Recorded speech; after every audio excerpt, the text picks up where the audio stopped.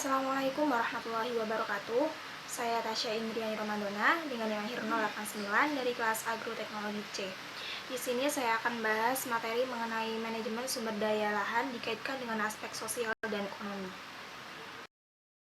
Manajemen sumber daya lahan berasal dari kata manajemen yang memiliki arti kinerja untuk memahami dan mencapai hasil yang diinginkan melalui upaya kelompok yang terdiri dari pemanfaatan bakat dan sumber daya manusia. Kemudian lahan memiliki arti suatu wilayah di permukaan bumi mencakup semua komponen biosfer yang dapat dianggap tetap atau bersifat siklis, yang berada di atas dan di bawah wilayah tersebut, termasuk atmosfer, tanah, batuan induk, relief, tumbuhan, hewan, dan segala akibat yang ditimbulkan oleh aktivitas manusia. Kategori lahan dapat dilihat dari proses pembentukannya. Kemudian penggunaannya meliputi hutan, sawah, perkebunan, maupun pemukiman. Selanjutnya lokasi spesifik seperti rawa, lahan pertanian, lahan perkotaan. Kemudian kualitas dan produktivitas lahan, baik itu lahan marginal, subur, miskin. Kemudian kesesuaian dan alokasi tata ruang atau tata guna lahan. Yang mempengaruhi penggunaan lahan meliputi faktor fisik dan faktor kelayakan ekonomi.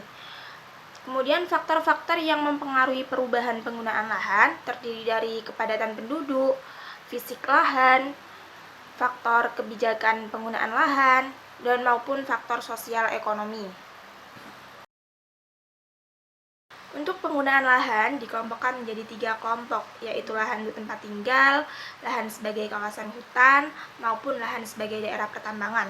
Kemudian penggunaan tanah sebagai lahan pertanian dipengaruhi oleh beberapa faktor seperti jenis tanah dan tingkat kesuburannya, relief dan topografi, aksesibilitas, dan besarnya tekanan penduduk.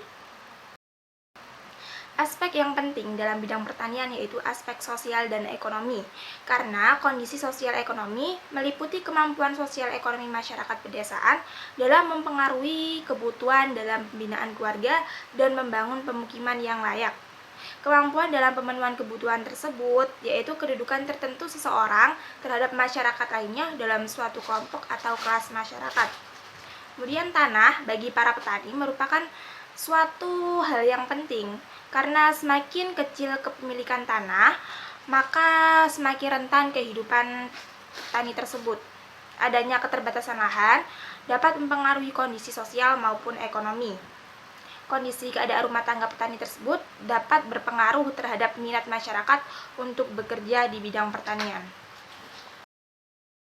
Sumber daya lahan sendiri memiliki manfaat yang sangat luas, baik secara ekonomi, sosial, dan lingkungan. Lahan pertanian banyak yang dialihfungsikan karena konservasi kepenggunaan non-pertanian, sehingga menimbulkan dampak negatif. Dampak negatif tersebut seperti terganggunya ketahanan pangan, berkurangnya produksi pangan, berkurangnya area resapan air, dan terjadinya kerusakan ekonomi.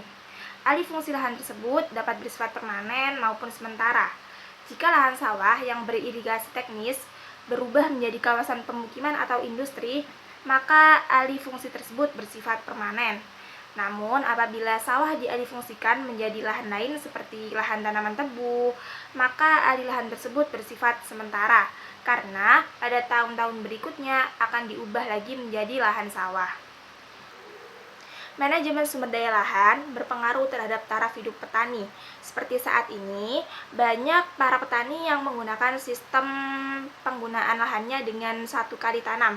Namun, sistem pertanian ini hanya akan dapat dirasakan oleh usaha tani yang bersifat kecil-kecilan. Bagi para petani yang menjadi buruh, sistem pertanian ini dapat meningkatkan pendapatannya karena dengan mencurahkan tenaga kerja dan jam kerja lebih banyak di usaha tani sendiri. Sehingga dengan melihat gambaran tersebut, bahwa aktivitas usaha tani dalam bidang pertanian sangat mempengaruhi usaha taraf hidup para petani.